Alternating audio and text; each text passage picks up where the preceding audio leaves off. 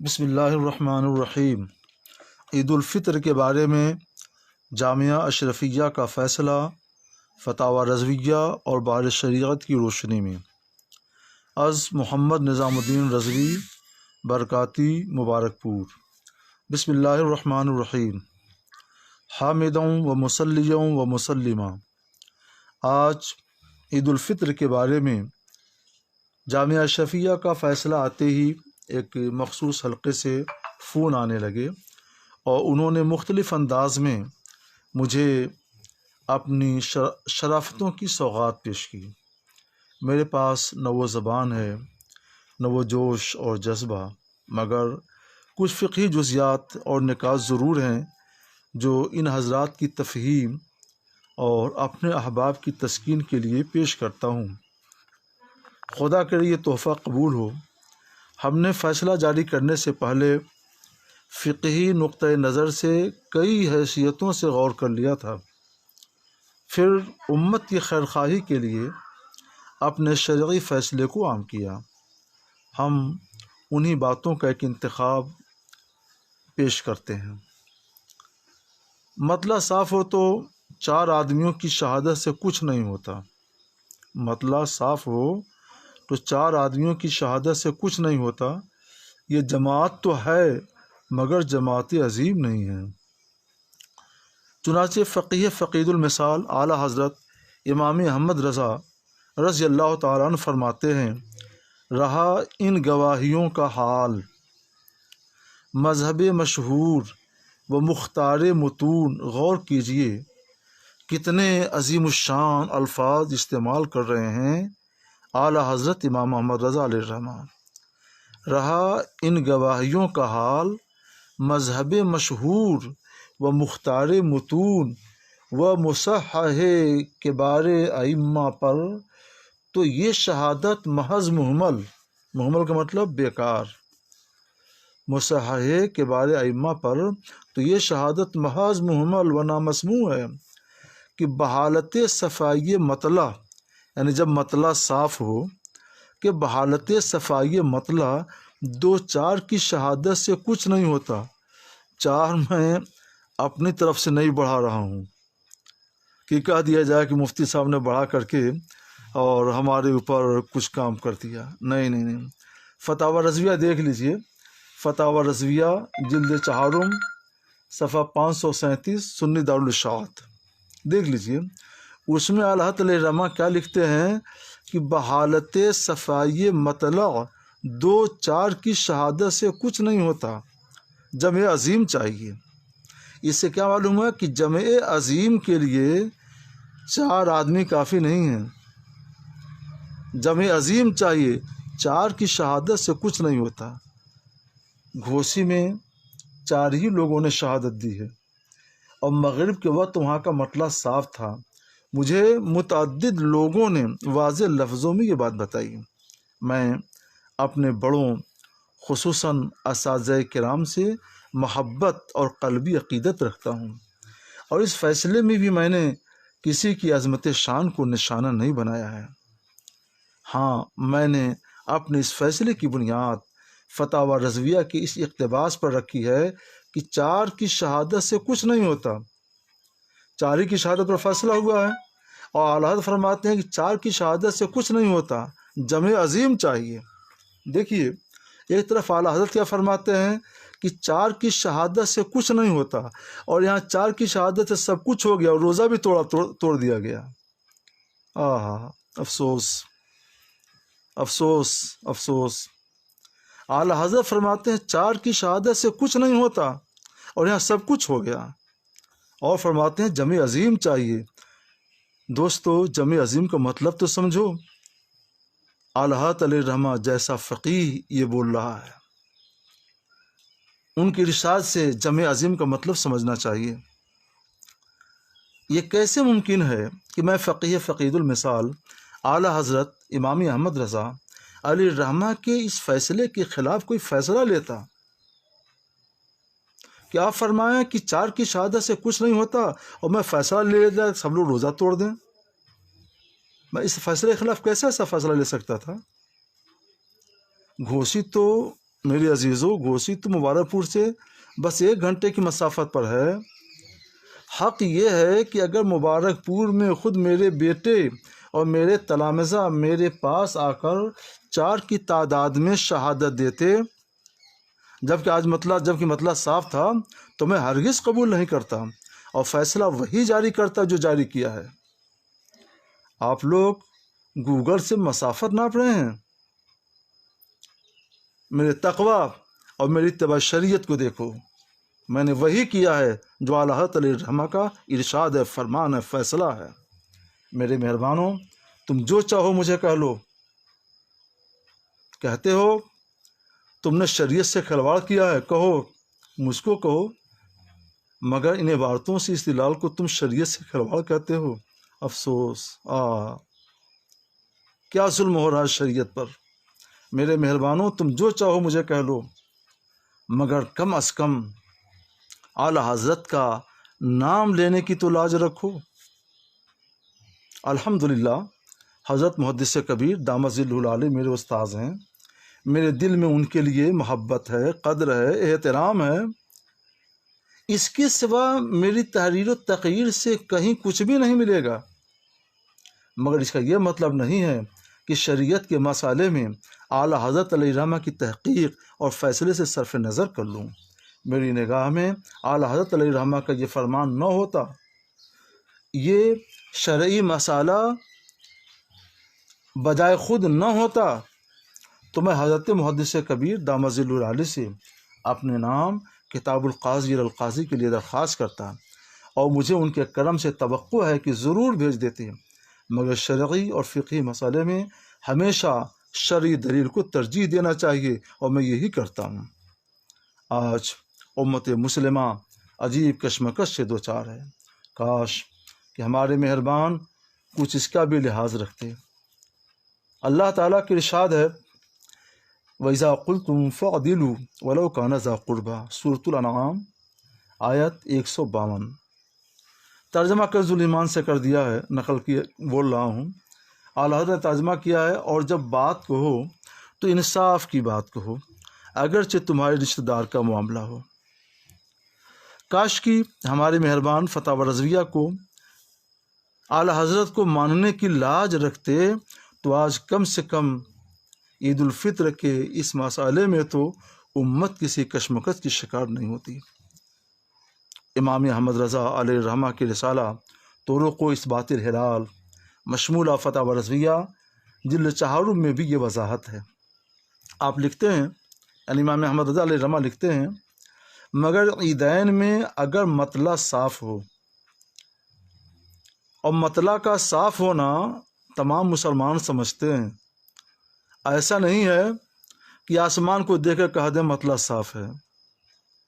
مسلمان سمجھتا ہے کہ آسمان آسمان ہے، مطلع مطلع ہے، کسی کی آنکھوں میں دھول نہیں جھونکنی چاہیے۔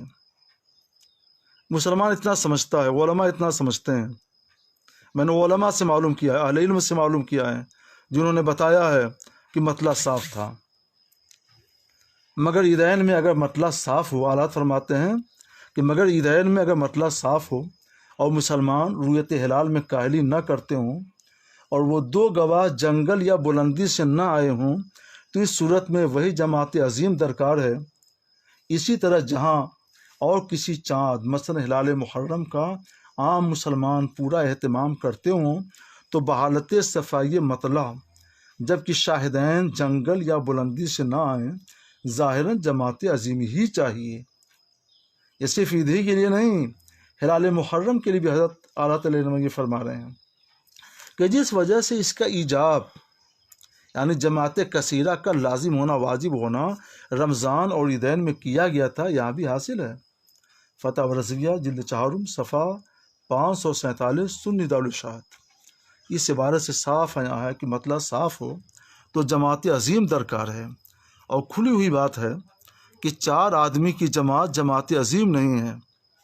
اعلیٰ حضرت فرما چکے ہیں، اس کو دیکھ لینا چاہیے۔ اپنی مرضی سے اور اپنی طبیعت کے مطابق فقہی عبارتوں کی تشریح نہ کی جائے۔ فقہی عبارتوں کی تشریح فقہی عبارتوں کی تشریح فقہا کے سردار عظیم المرتبات اعلیٰ حضرت امام احمد رضا سے سمجھنے کی کوشش کی جائے اور ان سے انحراف نہ کیا جائے کہ اپنی جماعت جی سے کہہ دیا کہ 4 آدمی تھے جماعت عظیم ہو گئی. یہ کون سی بات رہی؟ اعلیٰ حضرت کیا ہیں کہ 4 کی شہادت سے کچھ نہیں ہوتا اور اب کہا جا رہا ہے کہ 4 بھی جماعت عظیم ہے. افسوس. اور یہ بھی ایک زمینی حقیقت ہے کہ عید کا چاند مکان کی بلندیوں سے بھی بے شمار لوگ دیکھتے ہیں اور آبادیوں کے باہر سے بھی دیکھتے ہیں. صدر الشریعہ رحمۃ اللہ تعالی علیہ بار شریعت میں لکھتے ہیں مسئلہ نمبر 14، اگر مطلع صاف ہو تو جب تک بہت سے لوگ شہادت نہ دیں چاند کا ثبوت نہیں ہو سکتا. بہت سے لوگ شہادت نہ دیں چاند کا ثبوت نہیں ہو سکتا. رہا یہ کہ یہ بہت سے لوگ وہی جمع غفیر، جمع عظیم، جماعت عظیم، جماعت کثیر کی تعبیر ہے. رہا یہ کہ اس کے لیے کس کے لیے بہت سے لوگ اس کا مرجع ہے. رہا یہ کہ اس کے لیے کتنے لوگ چاہیے جس پر بہت سے لوگ کا اطلاق کیا جائے، یعنی جماعت عظیم جماعت کثیر کا اطلاق کیا جائے. یہ قاضی کے متعلق ہے. تو یہ مطلب نہیں ہے قاضی متعلق ہونے کا کہ 2 کو کہا دے کہ 2 پر ہم کو اطمینان ہے تو وہی جماعت عظیم ہو جائے، اور 4 کہا دے تو 4 ہی جماعت عظیم ہو جائے. جتنے گواہوں سے اسے غالب گمان ہو جائے حکم دے دے گا. اس کو سمجھنے کے لیے شامی میں کتب معتمدہ سے علامہ ابن عابدین شامی رحمۃ اللہ نے جو عبارتیں نقل کی ہیں اس کو پڑھنا چاہیے. یہ میں نے عرض کیا تھا کہ اپنی طبیعت سے فقہا کی عبارت کی تشریح نہ کی جائے. فقہا کی عبارت کی تشریح فقہا کے کلام سے سمجھا جائے. مسئلہ نمبر 15، جماعت کثیرہ کی شرط. دیکھیے وہاں حضرت لکھا تھا صدر الشریعہ نے بہت سے لوگ شہادت کا لفظ بولے تھے اور یہاں جماعت کثیرہ بول رہے ہیں. جماعت کثیرہ کی شرط اس وقت ہے جب روزہ رکھنے یا عید کرنے کے لیے شہادت گزرے.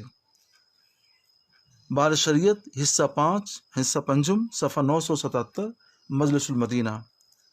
اور یہ بات کہ جتنے گواہوں سے اسے یعنی قاضی کو غالب گمان ہو جائے جماعت کثیرہ کے سلسلے میں ہے، مطلق جماعت کے سلسلے میں نہیں.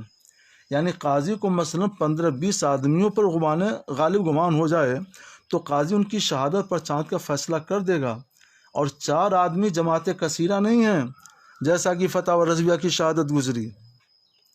طبیعت کو شریعت نہ بنایا جائے. رد المختار دیکھیے بہت سی کتابوں کے حوالے سے انہوں نے کیا کیا لکھا ہے. وہ لکھتے ہیں کہ وہ کتنے لوگ ہیں جن کو جمع عظیم کہا جائے. تو ایک قول نقل کیا 500 ہونا چاہیے، ایک قول نقل کیا ہے کہ ایک محلہ پورے ایک محلے کے لوگ ہونا چاہیے، اور بھی کچھ قول نقل کیے ہیں. اور پھر بعد میں لکھتے ہیں وَالصَّحِيحُ مِنْ هَذَا كُلِّهِ أَنَّهُ مُفَوَّضٌ إِلَى رَأْيِ الْإِمَامِ إِنْ وَقَعَ فِي قَلْبِهِ صِحَّةُ مَا شَهِدُوا بِهِ وَكَثُرَتِ الشُّهُودِ. کثرت الشہود کا لفظ ہے. امر بالصوم انتہا. وَكَذَا صَحَّحُ فِي الْمَوَاهِبِ وَتَبِعَهُ الشُّرُمْبُلَالِ. رد المختار جلد جز 2 صفحہ 101 ماجدیہ.